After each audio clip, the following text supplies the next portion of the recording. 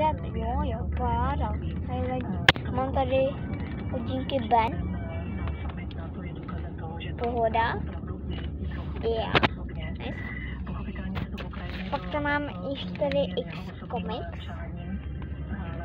Taky Ben. Protože mi to kabeltáda. A už jdeme z Itálie do Česka. A jsme v Česku. A nejsme brzy. Může hrát výraznější roli ta dnešní osobní přítomnost Volodymyra Zelenského na summitu?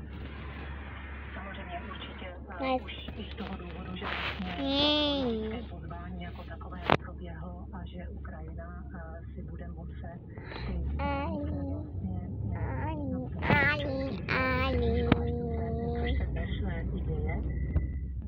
účast a přítomnost na summitu je Tschüss. důležitá.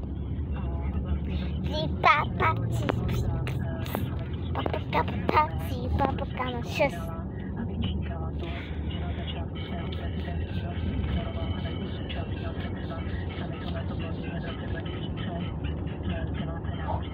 Ale zároveň mnoho politiků a komentátorů vlastně výsledek tohoto summitu vítá a říká, že každý Ukrajinec